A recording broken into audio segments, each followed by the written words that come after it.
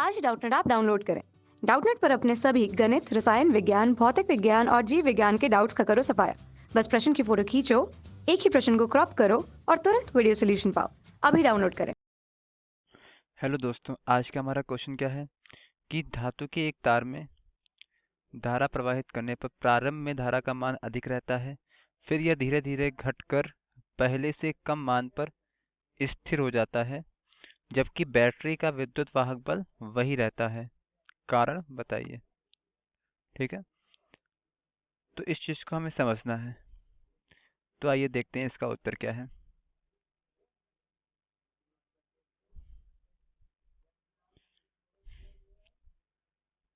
इसको समझने के लिए हम एक फिगर की सहायता लेंगे। तो दोस्तों, इस फिगर से हम लोग जो है समझते हैं कि क्या हो रहा है। तो हमारे पास क्या है, हमारे पास ये एक तार है। इस तार में हमने क्या किया हुआ है कि प्रारंभ में धारा प्रवाहित की है। तो क्या होगा कि जैसे जैसे हम इसमें धारा प्रवाहित करेंगे तो वैसे वैसे क्या होगा कि इस तार का जो ताप है, क्या है, जो ताप है वो बढ़ेगा। ताप जो है क्या होगा, बढ़ेगा। अच्छा, हम लोग जानते हैं कि ताप के बढ़ने से क्या होता है, प्रतिरोध भी बढ़ता है, बढ़ता है। अच्छा, इसका एक फॉर्मूला भी होता है, उससे समझ लें कि आर बराबर क्या होता है, आर नॉट 1 + अल्फा टी।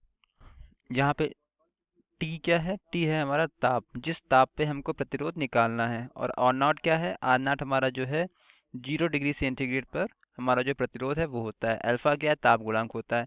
तो यहाँ से हमारा क्लियर है क्या कि अगर हम ये ताप बढ़ाएंगे तो जो प्रतिरोध है वो भी हमारा क्या होगा, बढ़ जाएगा। ठीक है, यानी ये चीज़ यहाँ तक क्लियर हो गई। और एक चीज़ और है क्या कि हम लोग जानते हैं प्रतिरोध के बढ़ने पे क्या होता है, धारा हमारी कम हो जाएगी। ऐसा क्यों होता है, क्योंकि हमारे पास फॉर्मूला जो है देखो क्या होता है, आर बराबर वी अपॉन आई होता है। या इस चीज़ को हम ऐसे भी समझ सकते हैं क्या कि आर जो है व्युत्क्रमानुपाती होता है आई के, या इसका उल्टा, आई व्युत्क्रमानुपाती आर के। यानी कि क्या है, अगर प्रतिरोध बढ़ेगा तो धारा का मान घटेगा। इस चीज़ से हमारा क्या है, ये क्लियर हमें होना चाहिए। ठीक है, तो प्रारंभ में क्या होता है, प्रारंभ में फिर एक बात समझते हैं क्या कि धारा हमारी क्या होती है कि हम प्रवाहित करते हैं। तो धारा प्रवाहित करने से क्या होता है कि जो ताप है तार का वो बढ़ता है। ताप बढ़ने से क्या होता है कि प्रतिरोध हमारा क्या होता है, बढ़ जाता है। और प्रतिरोध के बढ़ने से क्या होता है, धारा हमारी कम हो जाती है। ठीक, तो प्रारंभ में धारा जो है हमारी कम क्यों होती है, इसका ये जवाब हो गया। अब इस क्वेश्चन का जो अगला पार्ट है वो क्या है कि फिर यह धीरे धीरे घटकर पहले से कम मान पर स्थिर हो जाता है। ऐसा क्यों होता है, इस चीज को समझने के लिए हमें जो है क्या समझना पड़ेगा कि यहाँ पे जो हम लोगों ने दिखाया है, क्या है ये ये जो हमारी किरणें हैं वो ये दिखा रही हैं क्या कि जब तार का ताप बढ़ता है तो इससे क्या होता है, ऊष्मीय विकिरण होता है। और उसकी डायरेक्शन क्या होती है, उसकी डायरेक्शन हमारी होती है इस तरफ के लिए, ऊपर की ओर, ऐसे ऐसे, जो कि ये दिखाया गया है तार में। ठीक है, ठीक है बेटा। तो अब थोड़ा सा ध्यान दीजिएगा, होता क्या है कि प्रारंभ में क्या होता है कि प्रारंभ में जो ऊष्मीय विकिरण ऊर्जा है ये जो है ये विसर्जित नहीं हो रही होती, ये नहीं निकल रहा होता है। ठीक है, तो क्या होता है कि जो हमारी वैद्युत ऊर्जा है, जो हमारी वैद्युत ऊर्जा व्यय हो रही है वो केवल और केवल जो है ताप बढ़ाने में हमारा खर्च होता है। ठीक है, यानी कि जो ऊष्मीय विकिरण ऊर्जा है ये हमारी जो है क्या हो रही होती है कि प्रारंभ में नहीं के बराबर, क्योंकि ताप हमारा क्या होता है, जैसे जैसे बढ़ता है वैसे वैसे ऊष्मीय विकिरण ऊर्जा भी बढ़ती है। कुछ देर के बाद क्या होता है कि जो हमारी व्यय ऊर्जा है, जो हमारी क्या है, व्यय ऊर्जा है, वो ऊष्मीय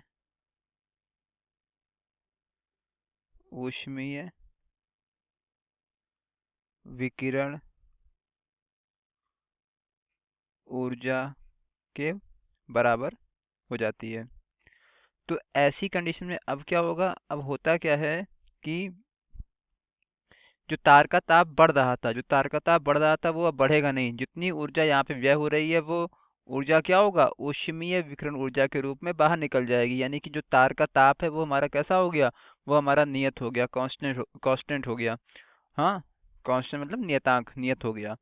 तो यहाँ से क्या आ रहा है कि जो जब हमारी क्या हो रही है कि जो व्यय ऊर्जा जो है ऊष्मीय विकिरण ऊर्जा के रूप में निकल रही है, तो यहाँ पे क्या हो जाएगा कि धारा का जो है मान जो है हमारा नियत हो जाएगा। मतलब हमारा जो ताप नहीं बढ़ रहा है, तो ताप नहीं बढ़ रहा है तो क्या है, प्रतिरोध नहीं बढ़ेगा, प्रतिरोध नहीं बढ़ेगा तो धारा का मान भी हमारा क्या हो जाएगा, जो है वही रहेगा। तो एक बार फिर से हम जो है पूरा जो है क्वेश्चन समझ लेते हैं क्या है कि प्रारंभ में क्या होता है कि जो है हमने मान लो धारा उसमें प्रवाहित की, धारा प्रवाहित करने से क्या होता है कि जो इसका ताप है वो बढ़ता है। ताप के बढ़ने से क्या होता है कि प्रतिरोध का मान भी बढ़ता है। प्रतिरोध के मान बढ़ने से क्या होता है, धारा का मान कम होता है। तो शुरुआत में क्या होता है, धारा का मान हमारा जो है कम हो रहा होता है। लेकिन जैसे जैसे क्या होता है कि जो है इसका ताप का मान बढ़ता है, वैसे वैसे जो इसमें ऊष्मीय विकिरण ऊर्जा है इसका मान भी बढ़ता रहता है। एक समय ऐसा आता है कि जो व्यय ऊर्जा है जो इसमें ताप को बढ़ाने में खर्च हो रही है, वो क्या होता है कि वह ऊर्जा ऊष्मीय विकिरण ऊर्जा के बराबर हो जाती है। ठीक है, तो यहाँ से क्या होता है कि जो हमारा ताप है वो नियत हो जाता है। तो ताप नियत हो जाएगा तो हमारा जो प्रतिरोध है वो भी नियत हो जाएगा, और प्रतिरोध के नियत होने से क्या होता है, धारा का मान हमारा कम हो जाता है।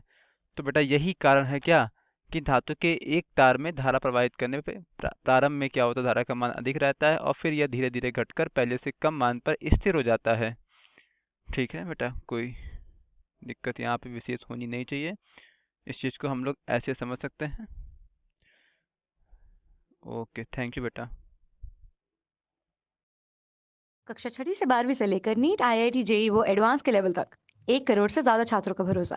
आज ही डाउनलोड करें डाउटनेट ऐप या व्हाट्सएप करें अपने सारे डाउट्स 8400 400 400 पर।